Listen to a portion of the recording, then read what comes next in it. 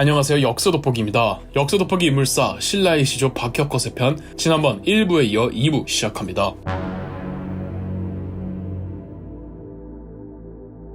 지금 경주에 가시면 대표적인 관광지 중 하나로 오릉이 있습니다. 말 그대로 5개의 무덤으로 삼국사기에는 1대 박혁거세, 2대 남해 차차홍, 3대 유리 이사금, 5대 파사 이사금, 그리고 박혁거세의 부인 아령의 무덤이라고 기록되어 있습니다. 4대는 어디 갔냐고요? 4대의 주인공은 탈해 이사금으로 박씨가 아니라 석씨라 제외되었다죠. 그런데 삼국유사 속 전설의 내용은 사뭇 다릅니다. 삼국유사 이야기에 따르면 박혁거세가 죽자 용과 함께 시신이 하늘로 올라갔다고 합니다. 사실 고구려의 주몽도 용을 타고 하늘로 승천했거든요. 그런데 이상하게 다른 점은 주몽은 올라가고 끝이 나는데 박혁거세는 하늘로 올라간 뒤 그의 시신이 5토막이 되어 땅에 떨어졌답니다. 너무 잔인하죠? 박혁거세의 뒤를 이어 우두머리가 된 남해 차차홍은 아버지의 시신 5토막을 하나로 모아 하나의 무덤으로 만들려고 했는데 갑자기 뱀이 나타나서 막 방해를 했답니다. 어쩔 수 없이 5토막을 따로 매장해서 무덤 5개를 만드니 이게 바로 오릉이라는 겁니다. 뱀이 방해했다고 해서 사릉이라고도 합니다. 삼국유사는 전설 수록집이고 삼국사기가 역사서니까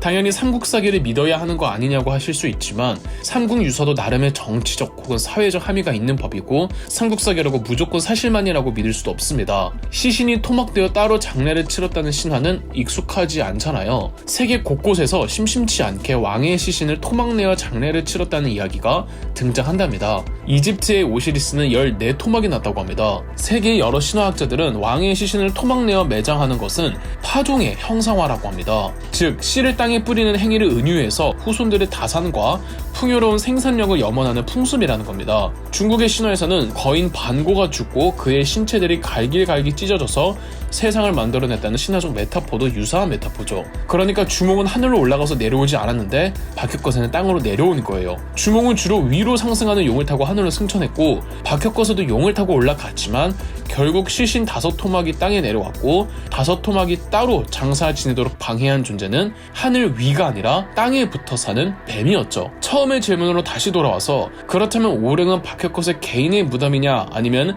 1에서 5대 그리고 아령을 합친 5명의 무덤이냐는 질문에 대해서는 정확히 알 수가 없습니다. 다만 삼국유사의 신화에 의하면 지상적 존재를 지향한 박혁거세의 존재로 해석할 수 있습니다. 설령 삼국사기에 따라 무덤의 주인이 5명의 무덤이라고 하더라도 5명 모두 생전에 신화적인 요소를 거부하려는 발언이나 행동을 보입니다. 그러니까 비록 신라 삼국이가 재정일치사회였다라도 어느 정도 종교권과 세속권, 즉 종교와 정치를 분리시키려는 지도자들의 움직임은 있었다는 뜻이죠. 박혁거세의 아들 남해차차홍도 명칭은 제사장이지만 남해차차홍은 제사의 일부를 누나 아로에게 맡기는 등 제사와 정치를 분리하려는 시도가 있었다는 겁니다. 오릉은 상징적인 무덤일 겁니다. 오릉의 무덤 양식이 신라 건국 초창기에는 존재하지도 않았던 무덤 양식입니다. 오릉의 무덤 양식으로 추정되는 돌무지 덧널 무덤 양식은 나중에 마립간 왕호가 정립되던 시기에 갓 시작한 무덤 양식입니다. 즉 오릉은 마립간에서 왕 사이 신라가 어느 정도 재정을 분리시키고 나라기틀을 마련해가면서 비록 재정이 일치된 신라 건국 초창기에도 재정을 분리시키려는 문명적인 시도가 있었음을 나타내기 위해 따로 조성한 상징적인 무덤이며 박혁거세의 오체분시 신화 역시 이때 정치적인 맥락하에 만들어진 신화로 추정하고 있습니다. 아니나 다를까 오릉의 무덤 형식이 유행하던 마립간 시기에 박혁거세의 사당을 또 만들고 그 이후로 신라의 역대 왕들이 즉위식을 가질 때 이 사당에서 배하를 했다는 기록도 있습니다. 늘 말씀드리지만 신화는 주인공 살아생전 혹은 사망 직후에 만들어지는 게 아니라 몇백 년이 흐르고 후대인들에 의해 정치적인, 사회적인 맥락 속에서 만들어지는 법이니까요.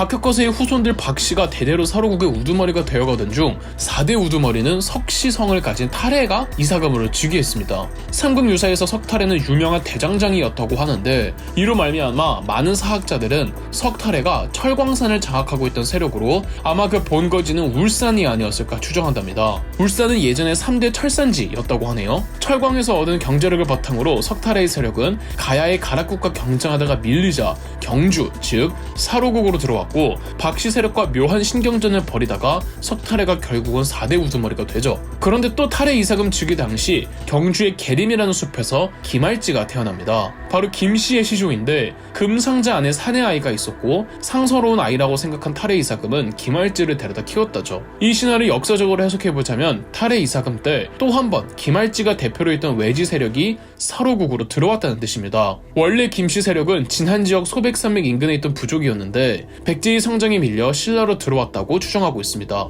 혹은 김씨도 북방의 유목민족들이었다고 보는 설도 있습니다. 이렇게 사로국에서 한동안 박씨, 석씨, 김씨가 권력의 삼각구도를 이루며 사로국을 이끌었습니다. 신라판 삼두정치죠. 처음에는 그래도 사로국을 시작시킨 박씨가 우세했으나 석씨와 김씨가 연합하여 박씨를 완전히 몰아내는데 이 마지막 박씨의 우두머리는 8대 아달라 이사금이었습니다. 아달라 이사금 시대를 배경으로 삼국 유사에는 연호랑과 세우녀 부부 신화가 있습니다. 연호랑과 세우녀는 동해 바닷가에 살던 어부 부부였는데 하루는 연호랑이 어로 활동을 하다가 바다 위에 있는 바위가 움직이더니 연호랑을 어디론가 보내버렸습니다. 남편을 하염없이 기다리다가 그 바위에 올라탄 세우녀도 바다를 가로질러 어디론가 가게 되는데 그곳이 일본이었습니다. 그곳엔 이미 남편 연호랑이 왕으로 있었고 세우녀도 왕비가 되었답니다. 많은 신화학자들과 역사학자들은 석씨와 김씨가 박씨를 몰아내는 과정에서 일부 박씨 집단이 바다를 건너 일본으로 넘어간 사건을 신화한 것이 아니냐고 해석하고 있습니다. 신기한 건 일본 측 신화에도 이름은 다르지만 비슷한 시기에 신라로부터 넘어온 일부 세력이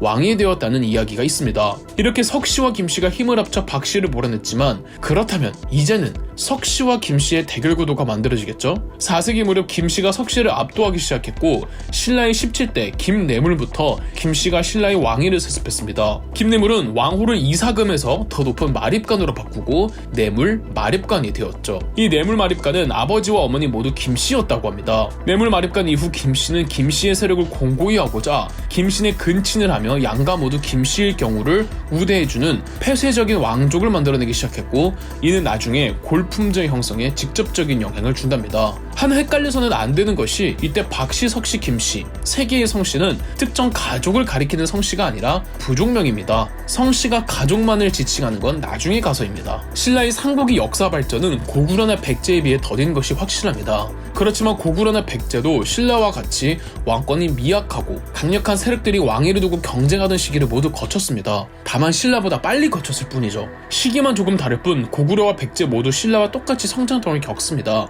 다만 신라에게 어쩔 수 없는 결정적인 페널티가 있었죠. 싫으나 좋으나 당대 선진국은 중국이었습니다. 고구려나 백제는 중국과 상대적으로 지리적으로 인접해 있어서 중국의 선진 문물을 빠르게 수용했습니다. 한사군의 흔적들도 강력하게 흡수했고요. 반면 한반도 동남쪽으로 치우친 신라는 선진 문물을 수용하기가 지리적으로 힘들었습니다. 국가 발전 속도가 조금 느리다고 신라의 무능력함만을 꼬집는다면 신라 입장에서는 당최 억울한 일입니다. 하지만 결국은 신라도 성장통을 겪고 중한 집권에 성공했기 때문에 우리나라 삼국 고대사가 한층 더 다이내믹해졌죠. 시간이 되신다면 중흥편, 온조편, 그리고 이번 박혁거세 편까지 몰아서 보셔도 좋을 것 같네요. 그리고 삼국의 시작이 어떻게 다르고 또 어떤 점에서 비슷한 양상을 보는지도 잘 한번 살펴보세요. 그럼 역수돋보기였습니다. 영상 재미있으셨다면 구독과 좋아요, 알림 설정까지 해주시면 감사드리겠습니다.